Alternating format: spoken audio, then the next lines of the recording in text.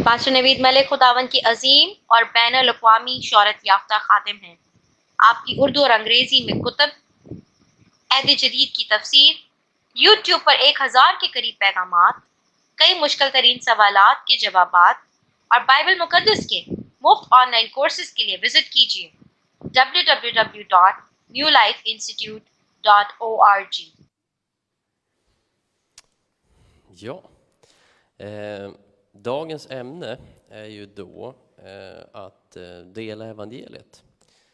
Men istället för en vanlig predikan så kommer det mer vara en lite intervju då med Navid här som är med i vår församling. Så jag tänker att vi börjar med att Navid, du får presentera dig själv. Berätta om dig själv lite grann. Ja, jag heter Navid Malik, kommer från Pakistan i 2014 och jag har min familj, min fru och min 2 barn, men de är i Pakistan och jag är här ensam och jobbar med OM. OM är Operation Mobilization. Det är en kristen organisation, ligger på Jönköping och de delar evangeliet med minst några människor. Ja. Just det.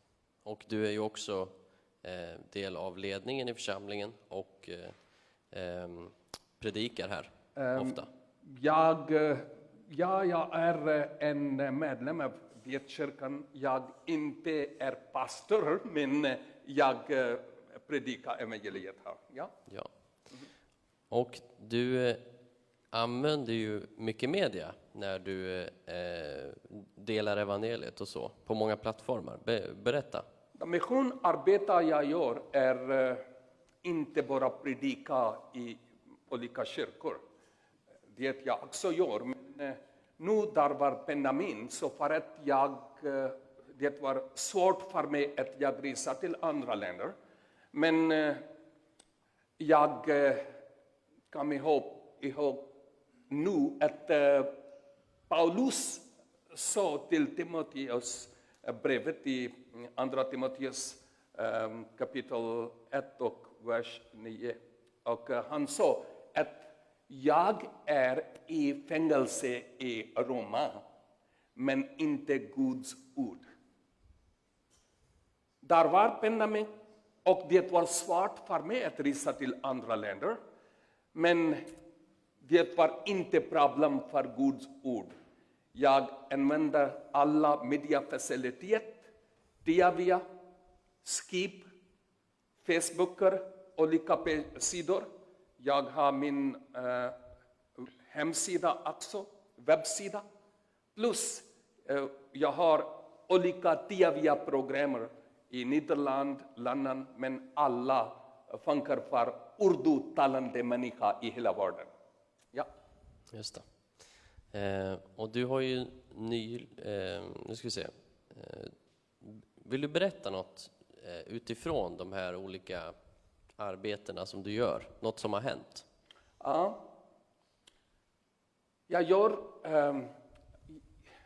Jag delar evangeliet genom olika media. Jag såg att jag använder olika medier för att dela evangeliet med människor. Jag skriver böcker också, översätter böcker från engelska till urdu och predikar och lärare i seminarien i olika länder. Jag reser till och jag hoppas att i framtid jag ska också gå till andra länder om Guds vilja sker. Ja? Men då frågar mig att vad händer i... Ja, om du vill berätta någonting från allt. Jag ska säga att i förra 2 månader på min webbsida där är urdu-kurs för muslimer. Hur de kan veta om Jesus Kristus. Så kristendom och muslimmänniska är våra studenter på min webbsida. En student från Pakistan, han var länge sedan en student med oss och vi hade olika möten på Skype och WhatsApp också. Den var 30 juni, den sista dag av juni, när han sa att jag ska acceptera Jesus, jag ska ta emot Jesus Kristus. Och jag frågade till honom många olika frågor, men den var det när jag sa till honom att du gör jättebra beslut idag, för att den är sista dag av juni. Och det skulle bli sista dag av din liv, det du hade i förra liv. Och idag du kan börja en ny dag och nya månad av juli av din liv. Så 30 juni, han tar emot Jesus Kristus. Jag ber det till med honom och han accepterar Jesus Kristus att han är min Herre och frälsare. Så det var jättebra nyheter i sista dag av juni. Men 2 juli, jag planerat att jag ska resa till Småland för olika syften. Men en andra student från Noria var med mig. Han var från Pakistan. Han pratar punjabi. Punjabi är en språk från många olika språk från Pakistan. Så Indien och pakistani människor talar punjabi också. Så han pratar punjabi. Han föddes i Noria, men han kan inte prata urdu. Så vi hade jättebra möte sen kanske för flera veckor. På 2 juli på morgonen vi hade en möte klockan 8 till 9. Den var en dag när han sa att idag jag ska ge min hjärta till Jesus Kristus.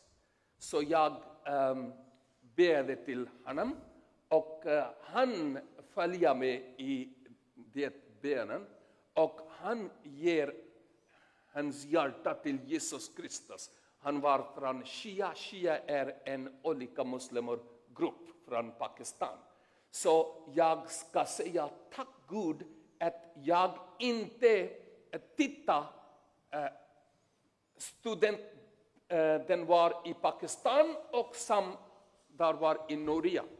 Bara på WhatsApp och Skype. Men tack Gud att han gör jobb i deras liv och de accepterar Jesus Kristus. Så det var jättebra nyheter och uppmuntran för mig också. Ja. Jätteroligt. Och du har nyligen gjort en missionsresa. Ja.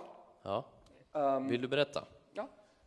Från 2 juli till 6 juli jag var ut. Jag planerade att jag ska gå till Nässjö först. Sen nära Håksby lite by är nämnd Rudda. Så jag var där och sen jag kommer tillbaka till Gislaved. Sen jag kommer tillbaka till Jönköping och Gränna. Men syftet var att jag ska gå och uppmuntra de som kommer från Pakistan, de som var muslim, men nu de är i Kristus. Så jag planerade att jag måste gå och uppmuntra dem. De också inbjuder mig många gånger, så jag tänkte att det tid är bra om jag går ut och det skulle bli uppmuntra för mig och uppmuntra för dem också. Jag var för 2 dagar jag var i Nässjö Det var jättebra tid med familjen. Vi ber med varandra och jag frågade till dem vad du gör. Du går till kyrkan eller inte, med vem du sitter och talar om Jesus Kristus. Så det var jättebra tid för mig. Så jag tänkte att jag ska uppmuntra till dem. Men det är Guds plan. Det var uppmuntra för mig när jag var där också. Så sen efter 2 dagar jag gick till Ruda. Där var en andra bror från Pakistan. Han är familj också där i Ruda. Han är också från muslim bakgrund. Och de var MBB. MBB betyder muslim bakgrund troende. Så för 2 dagar jag var där. Och sen vi träffade en andra person. Där var en missionär i Pakistan, jag vet inte vad var det person, men han adopterar en pakistani pojke. Så nu det pojke är kanske 55 eller 60 år gammal. Så han är en tjänare av Jesus Kristus med Philadelphia Pentecostal kyrkan där nära Högsby. Så han heter David Nelson. Så han och fru och barn var där. Jag träffade till dem också för 2 timmar. Det var jättebra tid för dem och för mig också. Sen jag ringde en andra missionär. Han var i Pakistan och jag träffade till med han i Pakistan kanske 30 år förut. Så jag vet att han är från Sverige. Men jag hade kontakt med honom, men vi inte träffat kanske 25 år. Vi inte träffat med varandra. Han bor i Gislavid. Så jag ringde till honom att om du tycker om du har tid, jag kan komma och träffa till dig. Så han sa, välkommen. Mitt hjärta och dörren av min hem är öppet för dig. Så vi hade jättebra 3 timmar med varandra och det var lunchtid och vi äter tillsammans lunch på en indian restaurang i Gislav. Sen jag kommer tillbaka till Jönköping var vi har en huvudkontor av våra UMR. Så på natten jag var där. Men där är en jätteviktig sak jag ska prata med dig. En dag när jag var i hem, jag var på Facebook. Där var Tiavia Mission Sverige. Jag inte förstår allt, men jag förstår mycket när där var en predikant predikar på Facebook på Tiavia Mission Sverige. Jag kommenterar, tack Gud för din nåd. Gud välsigne min bror. Sen en andra person kommenterar där. Så han heter var Noah Kraft. Så vi delar våra kontakt med varandra på Facebook. Och jag hade en jättebra tid att vi kan prata på telefon, på WhatsApp med varandra. Så jag sa till honom att kanske från 2 juli till 6 eller 8 jag skulle bli i Jönköping area. Om du har tid, jag kan komma och sitta med dig. Så han sa att välkommen, varför inte? Så jag vet inte var han bor, men när jag var i Jönköping, jag ringde till honom att jag är här, kan vi träffa med varandra? Han sa, ja, vi kan träffa med varandra, kan du komma här i Gränna? Det var kanske 35 minuter från Jönköping var jag bor i våra gästhus. Men jag tänkte att nu det är jättelätt kväll, så sent kväll, så det är inte bra nu, men kan vi ha frukost på morgonen på väg när jag ska åka till Arboga i Gränna? Han sa, det är jättebra plan. Vi kan träffa på K-cirkel, det är en gasstation. Så vi träffade med varandra första gången. Han var jättestor man, jättestark. Han var från Bosnien. Han sa att jag jobbat förut med ICS. Det är en terroristorganisation som var i Bosnien också och i Syrien också. Han sa att en gång jag hade en flickslav från Sverige, men hon var troende. Så jag var jättestark, inte bra person. Men hon alltid ber för mig. När jag var jättestark, jag sa inte Jesus, inte Gud. Nej, bara Muhammed, bara Allah. Ingenting. Så han var från muslim bakgrund. Han sa att kanske halva population av Bosnien, av kristendom, jag slutat halv population av Bosnien kristendom, jag slutat. Du förstår vad jag betyder. Så sen jag kom här i Sverige, min flickslav, nu hon är min fru och hon ber för mig alltid.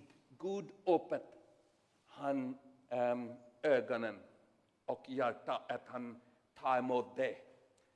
En gång i 2018 jag var på väg i mitt bil. Mitt bil var 140 kilometer per timme. Jag bromsade, men det inte funkar. Så jag sa, åh Muhammed, åh Allah, åh Jesus, om du är god, kom och hjälp mig. Han sa att sen, vad hände?